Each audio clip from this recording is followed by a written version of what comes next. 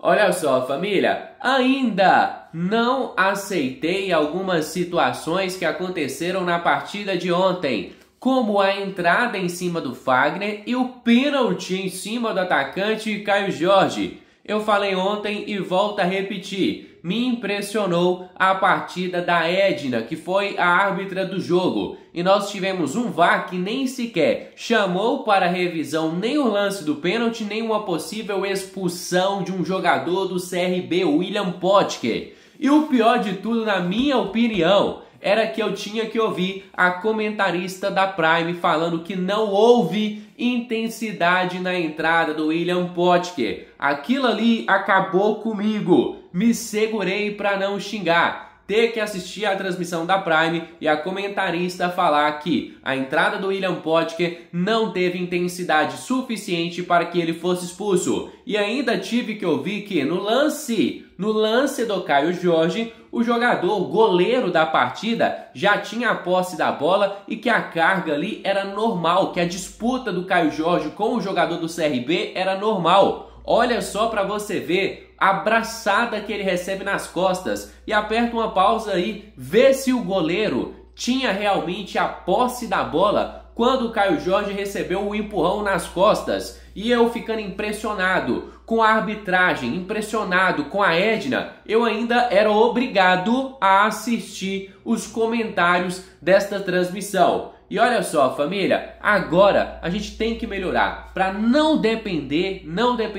de lances assim para conseguir conquistar a vitória. E olha só, antes da gente dar sequência aqui ao nosso conteúdo, eu vou pedir a cada torcedor cruzeirense que deixe aqui o seu gostei, que se inscreva no nosso canal, porque sua participação é de extrema importância para o nosso crescimento. Contamos demais com a sua ajuda. Agora, se liga, ontem na entrevista coletiva, o Leonardo Jardim assumiu que o Cruzeiro procurou Álvaro Montoro, que para quem não sabe, é como se fosse o novo Thiago Almada do Botafogo. O jogador custou milhões de dólares aos cofres do Botafogo e já começou a se destacar lá no Rio de Janeiro. E o próprio Leonardo Jardim disse que o Cruzeiro tentou a contratação do jogador. E o que me impressiona é que o Cruzeiro tentou tanto, mas tanto esse jogador que nem sequer vazou o interesse do Cruzeiro. O Botafogo ficou negociando semanas com o Álvaro Montoro e em nenhum momento o nome do Cruzeiro foi ventilado na imprensa. Em nenhum momento, nem na Argentina, nem aqui no Brasil, nem no Rio de Janeiro, nem em Minas Gerais,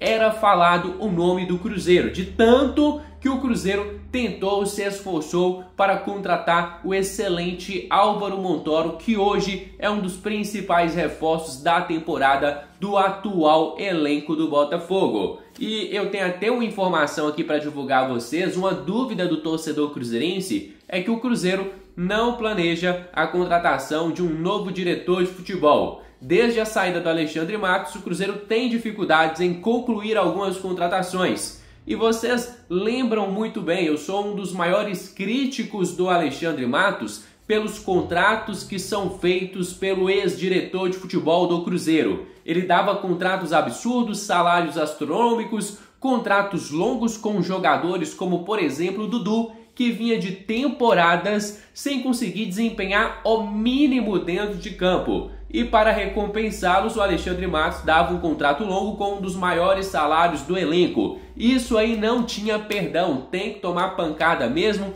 pelos contratos que eram feitos. Agora, a verdade seja dita, o ponto positivo de ter o Alexandre Matos é que se ele queria um cara, ele comprava passagem, ia aonde tinha que ir e trazia já o jogador para Belo Horizonte. Foi assim com o Wallace, foi assim com o Matheus Henrique. Em uma semana ele fechou a contratação dos dois. Quando o Alexandre Matos queria, ele realmente pegava o avião, viajava, acertava cara a cara com os representantes das outras equipes e fechava a contratação para o Cruzeiro. Os contratos do Alexandre Matos são absurdos, isso aí é inegável. Mas quando o cara queria o jogador, ele ia atrás. E por isso eu acho que o Cruzeiro tem aí uma dificuldade de mercado por não ter mais esse estilo agressivo no mercado de um diretor de futebol que vai lá e busca o jogador. O Paulo Pelaipe tem função importante no nosso elenco, mas ainda não deu para a gente perceber o grande trabalho do Pelaipe à frente ali como diretor de futebol, à frente do mercado da bola do Cruzeiro.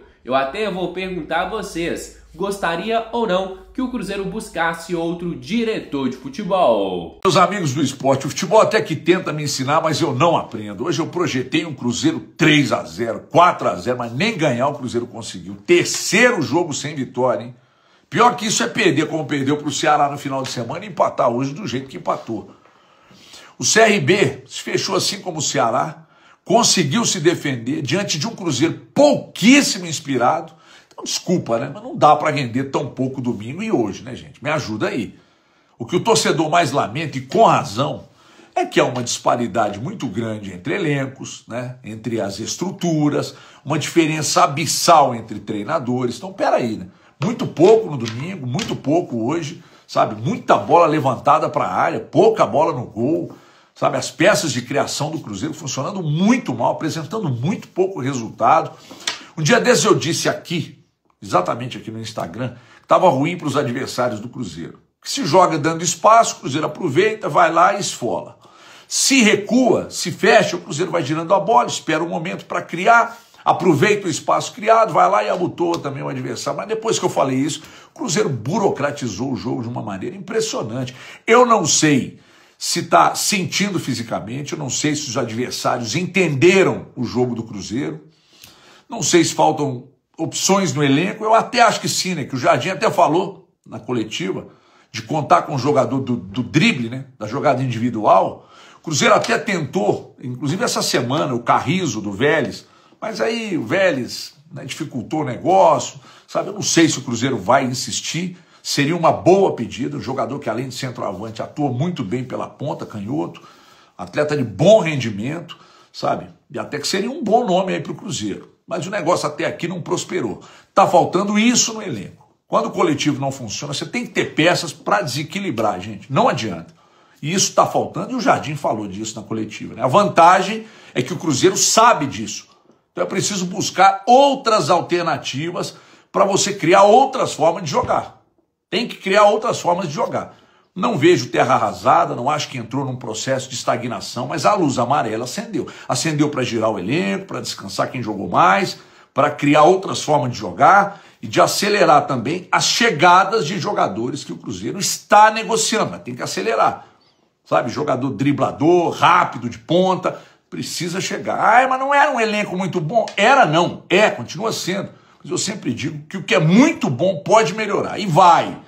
Só que tem que acelerar, tem que ser mais rápido o Cruzeiro nas ações de mercado. É isso aí. Beijo na alma e até amanhã. Então é isso, família. Vamos encerrar por aqui mais um conteúdo do nosso canal. Você aí de casa, torcedor cruzeirense, que é novo por aqui, já seja muito bem-vindo. Se inscreva no nosso canal, deixe o seu gostei, ative as notificações e tamo junto demais. Fica agora com meu grande abraço, fica com Deus e até a próxima. Fui!